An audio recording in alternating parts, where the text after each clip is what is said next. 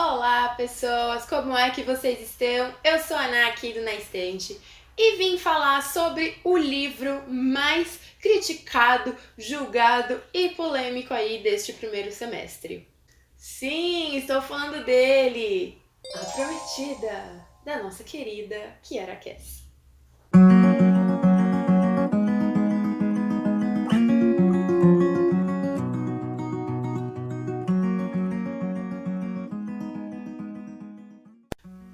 Vamos começar este vídeo aqui falando que por mais que as capas sejam parecidas, não tem nada a ver com a trilogia de A Seleção.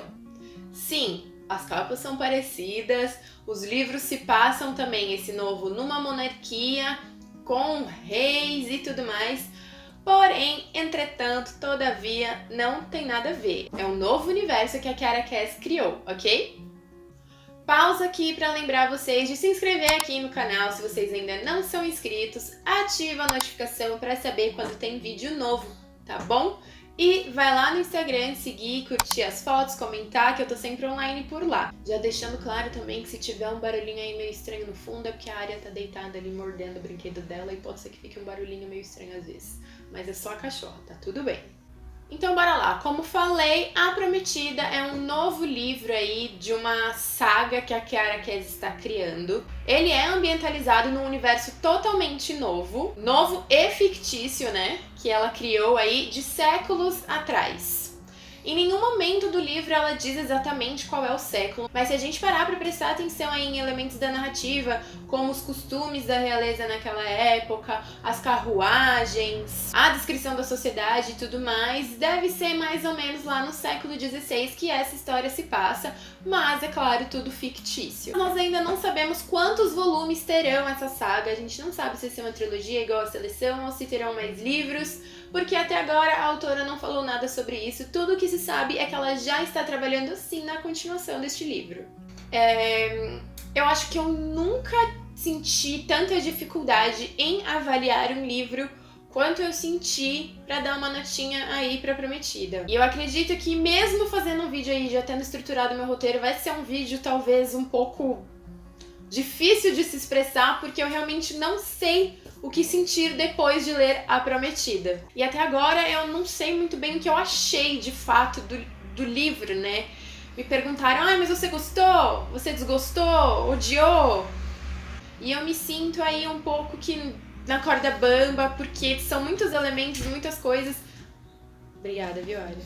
Então, bora assistir o vídeo pra ver se vocês conseguem entender aqui o meu raciocínio. Optei por começar o vídeo falando das coisas boas, tá bom? Então aqui neste livro a gente pode ver nitidamente o quanto a escrita da Kiara Cass evoluiu de A Seleção para A Prometida. Eu senti a narrativa dela nesse livro impecável, assim, sem nada do que reclamar da narrativa da autora. Tudo flui, tudo se desenvolve muito bem e ela aprimorou ainda um pouco mais aquele encanto que ela fazia a gente ter pelo universo ali que estava sendo criado e que prende muito a gente e que por mais que a gente não esteja gostando muito do livro, a gente não consegue largar. Então a narrativa da autora, a evolução da Kiara nesses anos, eu acho que é sim um fator muito, muito, muito positivo para a história. Até porque, mesmo com um elenco aí, com personagens principais bem fracos, a história conseguiu ganhar aí uma atençãozinha e um interesse. E eu sei que isso é todo o mérito dela, da sua escrita e da sua forma de escrever ali, de contar o que tá acontecendo. Então, em A Prometida, a gente tem a história aí de um reino que chama Coroa. E Coroa é comandado e governado pelo rei Jameson. Gente, já deixa claro também que eu vou pronunciar os nomes como está escrito ali, tá? Então, fiscais de sotaques, beijo, tchau. Então, Coroa é governado pelo rei Jameson, que é um rei muito novo e que foi obrigado a assumir o trono muito cedo, porque ele perdeu tanto o pai quanto a mãe. E ele está ali naquela fase em que ele procura, né, tá estudando várias garotas, conhecendo várias garotas para escolher a melhor futura rainha para o seu povo. Importante destacar que ele é visto como um rei muito bom, ele é um rei muito justo, todo mundo gosta dele, ele é muito querido, muito sábio, muito bondoso. Então, assim, ele é um rei que o seu povo não tem do que reclamar. E temos também aí ao lado dele a nossa protagonista, Hollis Breach, que é filha única aí de uma família muito rica e importante do Reino de Coroa, que inclusive a família dela e a própria Hollis, eles têm aposentos dentro do castelo do rei, então ela e o rei se conhecem já há um bom tempo.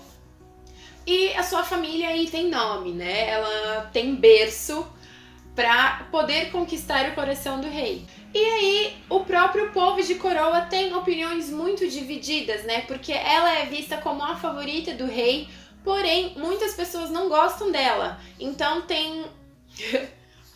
o próprio povo já não gosta dela, imagina a gente, leitor, mas tudo bem. E aí a gente tem o povo bastante dividido aí, se ela é realmente apta a assumir o lugar de rainha, se eles gostam dela e tudo mais. Então ela não é assim 100% querida, muito pelo contrário, ela ainda é muito julgada.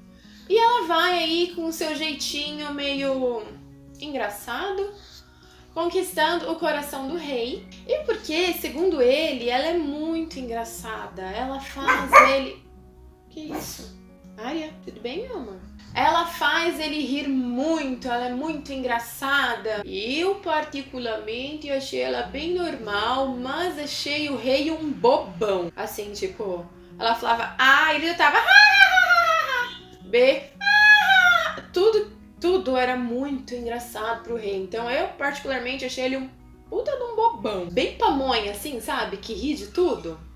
Bom, e aí, bem no começo, ele acaba escolhendo ela aí pra passar Vamos lá, se você quer ver o futuro, um tempo mais perto dele.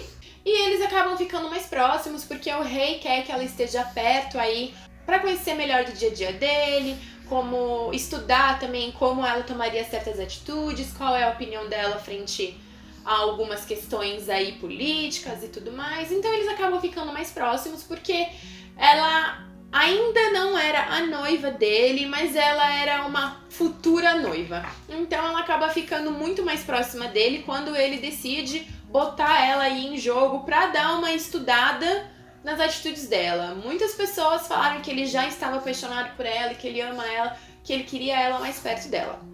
Eu acredito que ele só colocou ela ali mais perto dele pra estudar ela de fato, pra realmente saber se ela seria uma boa rainha, porque Rei Jameson não dá ponto sem nó. Ele tem aquela carinha lá de bom moço e tudo mais, mas nunca me enganou.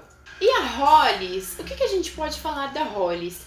Eu acho que um fator muito importante da personalidade da Hollis é que ela é muito ambiciosa. Assim, por mais que ela não quisesse ser a rainha, logo no começo e tal, ela não queria ser rainha. Mas por mais que ela não quisesse ser a rainha, a mulher de Jameson, ela sempre quis viver muito bem, ser respeitada, ter influência, poder. Então ela sempre foi muito ambiciosa. E eu realmente gostava disso nela, né? Eu acho que a Hollis do começo do livro me conquistou sim, e eu senti uma empatia ali, eu gostei bastante dela. Mas aí as coisas começaram a acontecer e a Hollis virou outra pessoa. A gente tem tipo uma Hollis no começo do livro, e aí algumas páginas depois, que não é nem no final, assim, nem ocorreu uma grande coisa pra ela ter essa mudança, a gente tem uma outra Hollis, e que assim...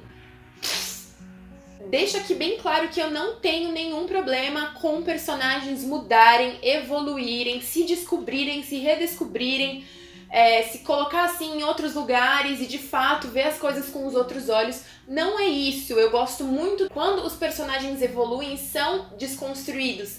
Mas no caso da Hollis, isso acontece do nada e sem um motivo aparente. Mentira, por causa do menino lá. E aconteceu assim em menos de 20 páginas e isso me deixa revoltada, sim. Fico desgraçada da cabeça com essas coisas. Aí na história, né, o grande marco aí da mudança da Hollis, que é quando uma família vem fugida, né, do reino vizinho de Isolde, que a família vem fugida daquele reino pra se refugiar em Coroa. Eles vão lá, pedem permissão do rei, o rei concede, a Hollis concede também, e eles acabam ganhando lá um aposento no palácio também. E é aí que toda a cagada acontece. E que, na minha humilde opinião, é onde a Kiera Cass, tipo, rasgou o livro dela e jogou no lixo, que foi o elemento essencial pra cagar tudo. Nessa família tinha um boy, tinha um menino, um jovem, assim, da idade da Hollis, que era bonito, entendeu? Ele apenas era bonito, tinha olhos azuis, e bastou Hollis olhar pra ele que a desgraça aconteceu. A desgraça estava feita. A Hollis ficou insuportavelmente apaixonada. Juro, e quando eu digo insuportavelmente, é insuportável mesmo. Ela começa a ir atrás dele, começa a dar uma de stalker, fica fingindo situações só pra trombar com ele e ver ele, assim, é bizarro de digerir. Então a história vai se desenrolando e fica aquele triângulo amoroso, mas que na verdade nem é um triângulo amoroso. Triângulos amorosos costumam me incomodar muito, porque eu não gosto de triângulo amoroso, sabe? Me incomoda. Eu acho que a Kiera devia ter sentado pra conversar com a Cassandra Clare, porque aquela mulher sim fez o único triângulo amoroso digno da história com Tessa, Will e Jem. Então assim, aquilo sim é um triângulo amoroso. Isso que ela tentou fazer foi uma... E só de olhar pro Isaias, né, ela já vai se desencantando pelo príncipe. Só que assim, ela tem sim todos os motivos pra se desencantar com o príncipe, porque ela começa a ver que pra ele tudo são negócios, sim, que não é realmente amor o que ele sente por ela, que o reino e a coroa estão sempre à frente dela, que ela não é uma prioridade pra ele. Até mesmo os filhos que eles ainda nem têm, ele já botou ali em contrato pra dar pros outros. Então assim, tem muitas coisas ali na relação dela com o príncipe que são fatores pra ela se desencantar com ele, sim. Mas a partir do momento que tudo é justificado, né, que ela justifica esse desencanto apenas pelo fato dela pensar mais no outro macho, me incomoda, sim, tipo que, meu Deus, como diria a Bel, eu reviro os olhos até o cerebelo, porque não consegui digerir, não consegui aceitar. O próprio... Nossa, eu falei o nome do menino errado. Gente, agora que eu percebi que o nome do menino é Silas, por que eu falei outro nome? Abstraio. Enfim, no final das contas, o Silas é pouquíssimo trabalhado na história. E eu juro mesmo que se ele tem meia dúzia de fala nesse livro, é muito, sabe? Assim, é fraco, não é construído, não tem nada dele ali. Nada. Eu não consegui sentir uma empatia por ele, eu não consegui sentir absolutamente nada por ele, porque não se sabe nada dele. E realmente ele foi um personagem muito indiferente, assim, pra mim. Não consegui conexão. Eu não senti conexão com nenhum desses três personagens. E a própria Hollis também não se conectou com nenhum dos dois. Foi tudo muito rápido, muito forçado, muito querendo tuchar a goela abaixo, assim. Então eu acho que isso foi o grande defeito e o maior pecado que a Kiera Cass podia ter criado aí na sua própria história. E aí depois de uma semana deles terem se conhecidos, ai, você é o meu sol, você é a razão da minha vida e... O que é isso, gente? O que é isso? Ela não sabia nem a cor favorita do menino, não sabia nem o sobrenome do cara, nem quantos anos ele tinha. Você é a razão da minha vida, não passou nem uma semana. Que? Não teve nada genuíno, não teve nada impactante. Todas as situações dos dois, eu tava lendo e ficava meio tipo... Assim, totalmente indiferente aquele relacionamento. Em nenhum momento, nenhuma situação, em nenhuma hora que foi descrito ali, me fez balançar de fato e tentar enxergar o que Hollis via tanto nesse cara. Não existiu isso, não foi criado isso. Kiera Cass falhou. E tem também o fato de que ela estava comprometida com o rei, e ele, querendo ou não, estava ali de favor, não rolou nem uma educação, sabe? Ele ficava flertando com ela o tempo todo, ela flertava com ele e... Ai, não. E eu fico aqui me perguntando o que passou na cabeça da autora, assim, né? Porque de onde saiu o motivo pra essa paixão avassaladora deles? Meu pai amado, os caras conversaram 3 vezes, assim, sabe? Tipo... Deixa até eu dar uma respirada aqui, que eu me exaltei. Bom, tirando os 3 personagens principais, é um bom livro sim. Misericórdia. Eu acabei dando 3 estrelas pra ele e não 2. Achei 2 muito pouco, mas achei 3 muita, então não sei. Outra coisa também que me deixou bem chateada é que eu gostava muito da melhor amiga da Hollis. E até isso conseguiu ser destruído assim muito rápido, porque no final de tudo, a menina acabou se mostrando interesseira. Não foi genuíno ali o negócio, não sei, acho que até essa relação aí ficou estragada. Porque querendo ou não, com todos os defeitos, a Hollis fez tudo por ela, sabe? A Hollis fez tudo por ela. Ela era uma menina que era muito julgada porque os pais se separaram e ela era ilegítima, enfim, questões aí bem retrógradas. A Hollis fez tudo por ela, tudo. E aí no final eu senti o que ela faz ali de uma puta ingratidão, assim, então me broxou até isso. Um ponto, assim, muito forte é que eu gostei muito da relação que ela criou com a Rainha Valentina, que é a rainha do reino vizinho, né, quando ela e o rei vêm pra coroa visitar lá pra passar pela coroação. E a princípio elas não se dão muito bem logo de cara, porque tem todo um estigma e uma pressão sobre a Rainha Valentina, mas pouco a pouco a Hollis descobre que ela não é nada daquilo e eu acabei gostando muito do elo ali, da relação que elas criaram. Eu achei que a relação das duas aí, esse processo de se conhecer e de estabelecer um vínculo, foi muito, muito mais bonito e muito mais bem trabalhado que o próprio relacionamento amoroso dela, entende?